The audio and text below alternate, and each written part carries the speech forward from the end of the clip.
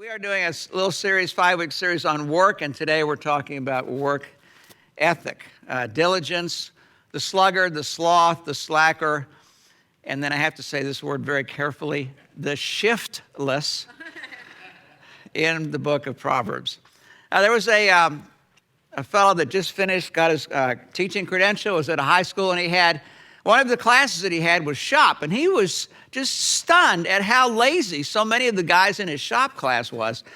And so one day, he gave 3 fellows instruction. You're supposed to go out, and here's the keys to a car. Car's out in the parking lot. I want you to wash the car and vacuum the inside. And they said, great. He gave them a bucket, some rags, some soap, a shop vac, and 2 extension cords. So off they go. Then he talks to the rest of the class and gives them their assignment, gets them started, helps them. And after about 25 minutes, he's wondering why those 3 guys aren't back. 3 guys to wash 1 car and vacuum out the inside. He decides he better go check on them. So he goes out in the parking lot, and the 3 of them are sitting in the car. 2 of them in the front bucket seats with their feet up on the dashboard, and the 3rd guy in the back seat in the middle with his feet up between the 2 bucket seats, all of them listening to the radio. The car's not been washed and it's not been vacuumed. He walks up, just so exasperated, and he says, how come you guys haven't vacuumed out the car yet? One of them said, well, we got the vacuum out, but the extension cord wasn't long enough. The teacher went, that's why I gave you 2 extension cords. Another guy said, well, the other one was too short also. Couldn't, finding any kind of excuse not to vacuum the car. I like this story from Iowa State University a few years ago in the dead of winter. It was snowing, and over the loud system, speaker system, in all the classrooms came this announcement. Will the 20 students who parked on Madison Avenue please remove their cars? The city wants to snowplow the street. So kids were getting up, walked outside, moving cars. 20 minutes later, over the same loudspeaker, the announcement came, will the 1,200 students who went to move the 20 cars please return to your classroom? Laziness, the slacker, the sluggard. Years ago, in 1983, I was 5 years into being an associate pastor at the church we helped start back in Texas. And I've always been fascinated with the book of Proverbs. And I've always enjoyed doing different character studies in there. And so one particular season of life, I decided to do a look at every verse in Proverbs that had these words in them. Diligent, sluggard, sloth, slacker, and the shiftless. And so I went through that study and listed all these verses and tried to look at these. And up until the time I did this study, I thought I was a pretty diligent fellow. And by the time I finished this study, I wasn't quite so sure about that. Now, out of all of those verses in that study that was 36 years ago, there are 2 things that stuck with me right at the beginning and have stayed with me all these many years. The first one was, just because you are busy does not mean that you are diligent. Just because you are busy does not mean you are diligent. Now, that was quite an eye-opener for me. But the second one was even more astounding. As I thought about my work ethic and diligence, I realized that for the most part, whenever somebody asked me how my day was, and I said it was a good day, what made it a good day was I checked a lot of boxes off my work to-do list. And it wasn't a good day if I didn't check that many boxes off my work to-do list. Now, after doing this study, I realized I think I have this almost backwards. The boxes that I always checked were the kinds of things that were small things, quick to do, easy to do, and had some element of fun to them. The payoff was check off the box, feel good about me in the moment. The boxes that weren't getting checked, generally speaking, were the things that were the opposite. Instead of the easy things, they were the hard things. Instead of the quick things, they were the long-range things. Instead of the fun things, they were kind of that grind things, particularly projects. My mother, when I was growing up, used to talk to me about eating an elephant one bite at a time. I discovered by doing this study that I wasn't eating any of the elephant. That the diligent man does eat the most important things little by little every day. And that's what makes a good day, a diligent day, when it comes to what Proverbs has to say about this. So we're going to look at some of these different fellas. And one of them is the sluggard. This one has the most verses in it. Proverbs 15:19 says, "The way of the sluggard is blocked with thorns, but the path of the upright is a highway." Now, the writer Solomon uses different writing techniques. One of them is contrast. And the contrast is not just he's, black or white kind of thing, but he's using each of the things he's contrasting to help illustrate and define its opposite. This is one of those examples in this verse. The way of the sluggard, now you may have a picture of what a sluggard is already in your mind, but it's not what he's thinking of in this particular verse, is blocked with thorns. The path of the upright is a highway. What is the upright? In the Greek language, that word upright comes from the Greek word ortho, which we use for the word orthodontics. Dontics is the Greek part for teeth. Ortho in Greek means straight. When you went to your orthodontist, you were going for straight teeth. And that's the word here in the Greek text of this, upright. So this instead of the sluggard, this person is the one who is upright. They're doing what is right. They're doing what they're supposed to be. They are being true to what they have signed on to do in their work. So the sluggard is something different from that. He's not upright. He's just sort of sliding by, doing what he wants to do, just enough to get by. When the boss comes through, suddenly he becomes, Danny Diligent. Now, the second thing that's interesting to me about this verse is that Solomon assumes that both of these men walk into work and they have the same work. But notice how they approach this. The way of the sluggard is blocked with thorns. He gets to work, and when he sees these problems, he thinks, what am I going to do about this? I can't do this. And he starts to sort of try to navigate around his problems to do what he can instead of addressing those things. And in his mind is blocked with problems, with thorns. But notice the second man. The way of the upright is a highway, meaning this particular fellow expects there to be problems. But he is making his way through those problems even when they're difficult. This is the opposite of the sluggard. Proverbs 21:25, the sluggard's craving will be the death of him, because his hands refuse to work. Now, what is Solomon describing here? He's describing this inner turmoil that the sluggard lives with. On one hand, he says he craves. Well, what does he crave? Well, he may crave a promotion. He may crave a raise. He may crave more income so he can go home and buy a different car. He may crave some attaboys from the boss or the manager. But the turmoil he runs into is that his craving meets with his will. And his will, as he says here, refuses to work. The sluggard is the person who has magnificent intentions. There's just very little payoff. Well, boss, I thought I could get that report to you on Friday, but I'll have it to you first thing on Monday morning. That's the sluggard. Well, I tried to call the factory this afternoon, but I couldn't get through. I'll just try tomorrow. That's the sluggard.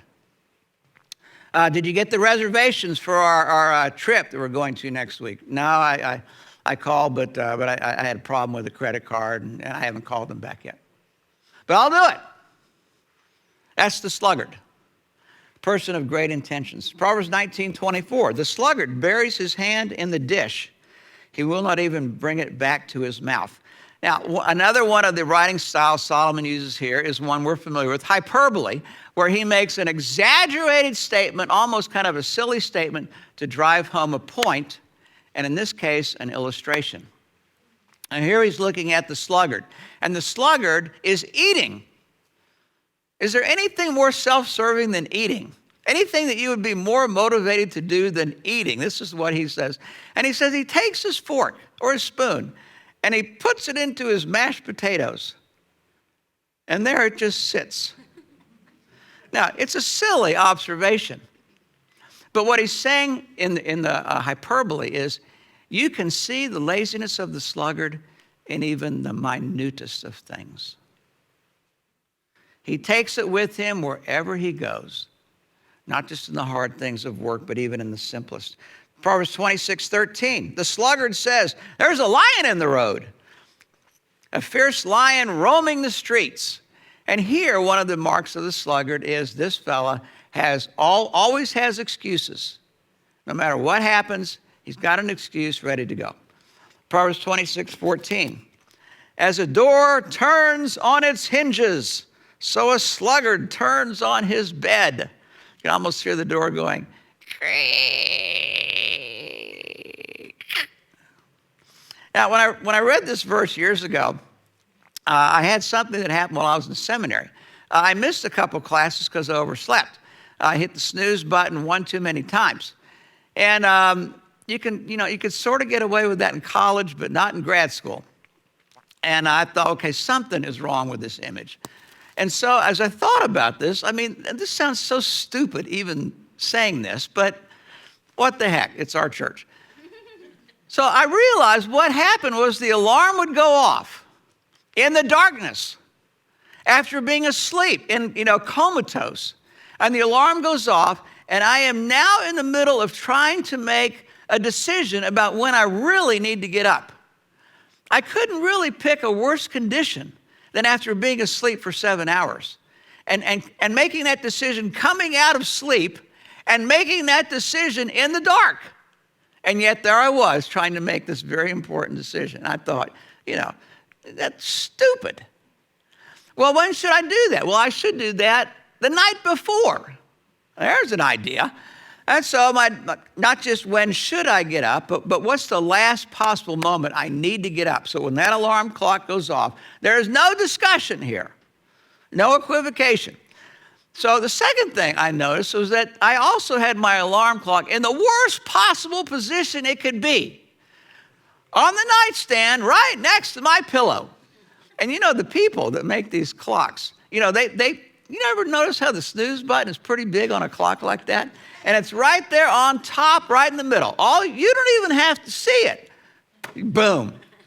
And so I thought, okay, decision number 2, that alarm clock needs to be across the room, or I have to get up and walk across the room to go turn it off. And decision number 3, once you turn that alarm clock and you're walking away from the bed, keep going to the kitchen, turn on some lights, and start your first cup of coffee. By that time, the cobwebs, for the most part, are gone. The lights are on. You need to go up. But this is not how the sluggard thinks. Proverbs 26:15, the sluggard buries his hand in the dish. He is too lazy to bring it back to his mouth. This is a very similar verse to the one we looked at just a couple of verses ago. But here Solomon adds that the component on why he refuses to bring the spoon out of the dish is his laziness. Proverbs 26:16, the sluggard is wiser in his own eyes than 7 men who answer discreetly. Perhaps you've been this person, or perhaps you know this person at work. This person's not getting their work done the way they should. And you go to talk to them, but they know better about all the different ways of why this isn't the way it's going. And you really can't tell them anything. Have you known this person? Do you know this person at work? You can't tell this person anything. Why? Because he knows better. That's one of the marks of the sluggard. Proverbs 6:9-11. How long will you lie there, sluggard? The picture is, in bed there. When will you get up from your sleep? A little sleep, a little slumber, a little folding of the hands to rest. And poverty will come upon you like a vagabond, and want or scarcity like an armed man. Now, the picture we have usually of sluggard is the fellow is playing video games all day. Sometimes that's an accurate picture of the sluggard. But here, that's not the picture. The characteristics of the sluggard here, and he highlights it 3 times, is the word little. Little compromises about his time. Little compromises about his ease. When he should be working, he's taken some time off. Now that's the sluggard. On the inside of your handout, let's look at the diligent. Proverbs 21:5. The plans of the diligent lead surely to abundance, but everyone who is hasty comes only to want. This is a very important verse about the diligent. In this particular verse, Solomon highlights the plans of the diligent, but when he talks about the hasty person, there are no plans. The hasty person looks at planning as something that, well, maybe I should do something about. But really, the hasty person just wants to get moving on this without really thinking this through. And Proverbs says that's a mistake. The plans of the diligent lead surely to abundance. Everyone hasty comes only to want. Now, in work world, where this is the most truest, is in big projects that you're working on, long-range projects that are difficult to do. Recently, Mark and Sarah and Lance and I went through a book called The Slight Edge. It's a fascinating book where the guy says, why is it that a lot of important things that we're trying to do, whether at work or at home, projects at work or things like a diet or exercise or reading or changes in your schedule that take time, why is it that these things so often fall short? And we have to start again and again and again. And he makes 2 really interesting observations to me. One is that that the goal that we see we're supposed to head to, we idealize that goal, that we should be able to get there sooner than is actually going to happen. So what happens is when we get close to that goal, we realize we're not going to meet the goal, we get discouraged, just sort of go, oh well. The second thing he says is that what we should do, the way we function, is that these things take time. And there's no shortcut on time. And so he said, rather than thinking about the goal, what I should think about is, what is something I can do today to move me towards that goal that is repeatable every day? And then you focus on what he calls the slight edge. What's that small thing that I can do that will move me towards what I want to do? Now, this year, there have been some things in my life where I've decided I'm going to do the slight edge and see how that goes. One is I had ballooned up to about 192 and want to do some racing again next year. And I did not want to be out on a hot day swimming, biking, and running at 192 pounds. So, the slight edge has to do with my diet. Slight edge has to do with what I want to do 5 days a week, if I can get a 6-day, great, on training and exercise. I have a 5-minute thing where I'm trying to read more than I normally do in a year. 5 minutes at home. Well, sometimes you read more than 5 minutes. But the days of not reading at all for a week or 2 or a few weeks, for the most part, are gone. Now, I like to play guitar better. Finger-picking guitar. 5 minutes a day. The slight edge. What you do, he says, is you take your eye off the goal and you trust the slight edge. So all I have to do is think about today. So like on this weight loss thing, I used to get on the scale when I was trying to lose weight for training and weigh about every day or 2. Well, I realized that's a terrible way for me to do this. Because if I am losing weight like I think I should, I get proud and I relax my standards and go out for a maple donut or extra chocolate chip cookies. Or sometimes I get on the scale and I get discouraged. What the heck? So on the slight edge thing, I'm trusting my next meal, eat smart. That's my slight edge. And now I weigh once a month. Slight edge. That's what illustrations of Proverbs 21:5. Proverbs 13:4, the soul of the sluggard craves, gets nothing, while the soul of the diligent is richly supplied. Now, this verse sounds like he's talking about income, something exterior to me, but what he's talking about is our interior world.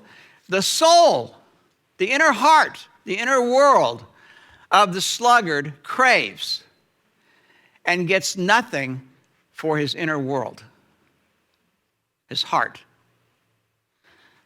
While the soul of the diligent is richly supplied, and here he's talking about a sense of satisfaction about the quality and the effort in my work.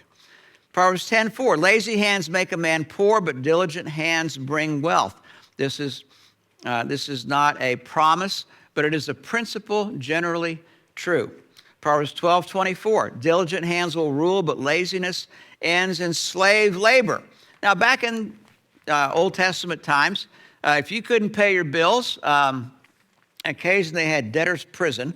But most of the time what you did, you had to sell yourself into slavery in order to pay back your debts. Now, we don't have that anymore.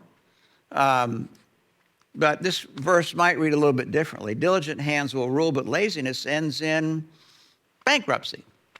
Or lazy hands ends in demotion. Or laziness ends in less hours in my part-time job. Or laziness ends in unemployment. Proverbs 12:27, the lazy man does not roast his game, but the diligent man prizes his possessions. So here's again one of these hyperbole statements making some sort of an exaggerated comment to make a point. One guy, the first guy, the lazy man, got his gun, his rifle, went out, and he shot a deer for the family for dinner. And he drug it home. But the deer stayed out in the barn too long and began to, because he wouldn't carve it up and wouldn't cook it. And it began to rot, is the picture here. The diligent man prizes his possessions. Now, we'll finish with just a few other of these folks, the sloth and a few others. Proverbs 12:24. The hand of the diligent will rule, while the slothful will be put to forced labor, similar to the sluggard. Proverbs 12:27. A slothful man will not catch his prey, but the diligent man will get precious wealth.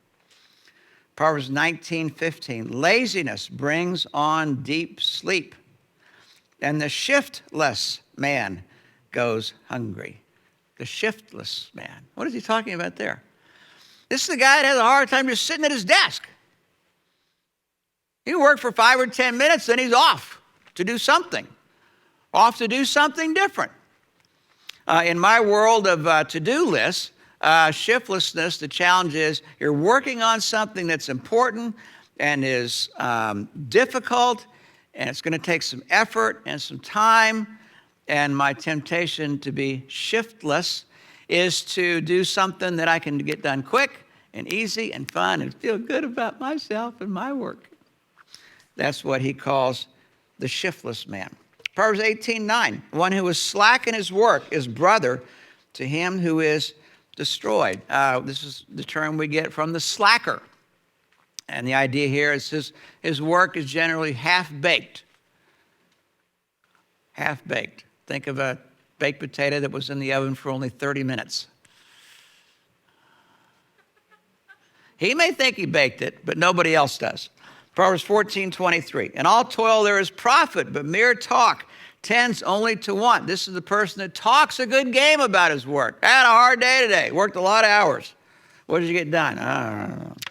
Proverbs 22:29. Do you see a man skillful in his work? He will stand before kings. He will not stand before obscure men.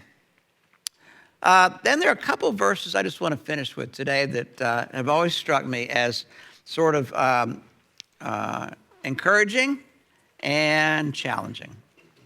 Proverbs 27. And when I think of this, I think about our possessions that we have.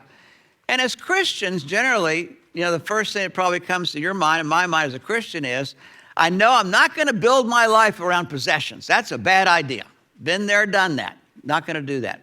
But then we make the mistake of minimizing or not taking care of our possessions. And when I think of this, I think about that our possessions and the things that we own, God has given to us, but we are stewards of. but they're sort of like the skeleton of our body.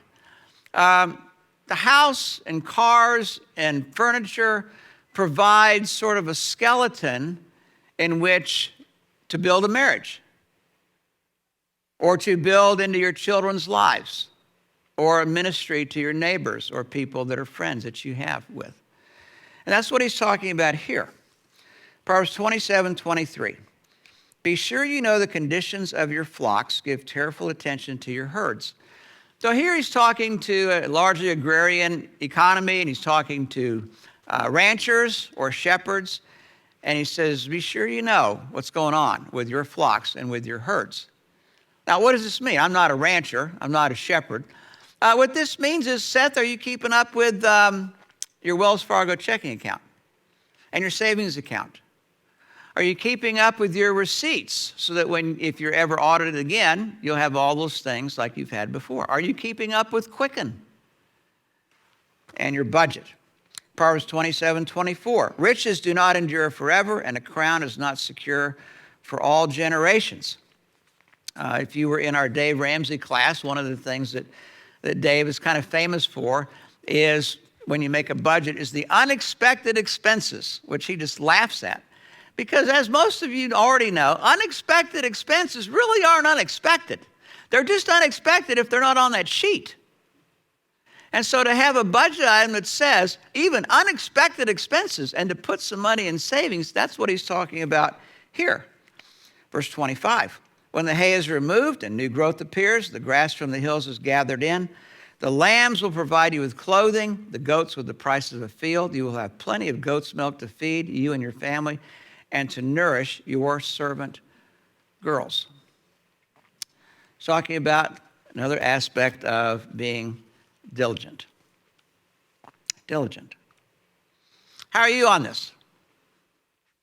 Do you relate to my one of my big things about a good day was getting lots of boxes checked off? Maybe because they're quick and easy, simple, even fun. Bring a little element of satisfaction. That's not diligence. Diligence is giving attention to the things that are weighty, that matter.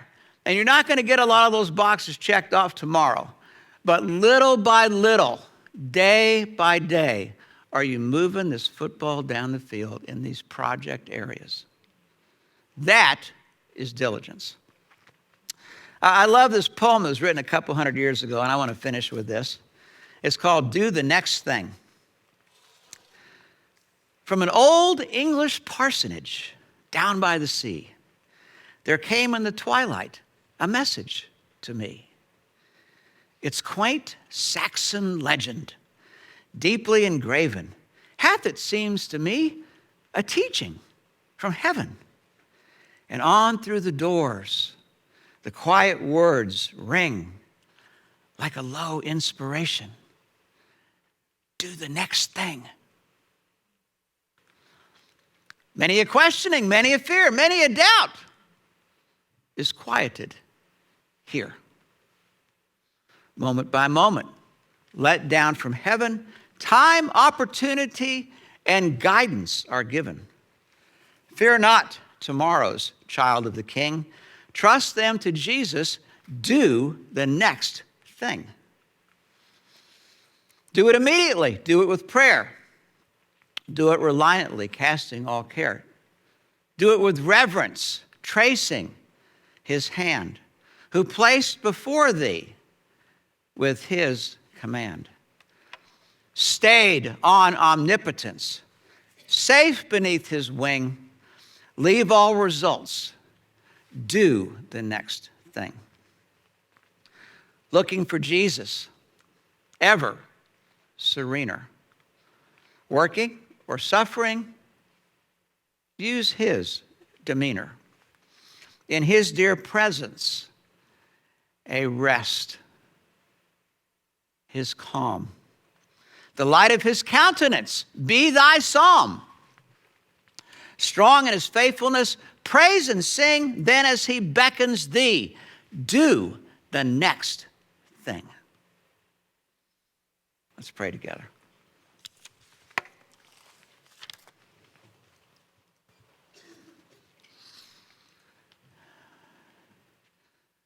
Father, I am so grateful for the Bible and the treasury of wisdom that is there for the taking, for those who are hungry and humble and teachable. And even though we're talking about work, today's topic is not related just to work, but it's related to building a marriage, building your personal life, building children, your finances, keeping up with things.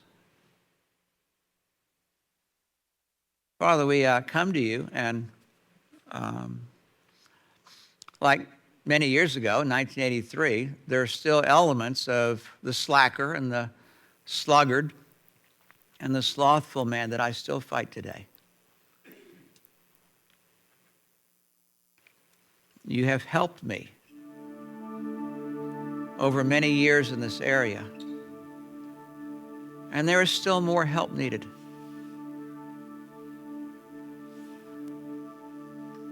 Would you take me and take us? It helps us take an honest assessment about ourselves and come back to the Scriptures and help us to do our due diligence in the arenas of our life.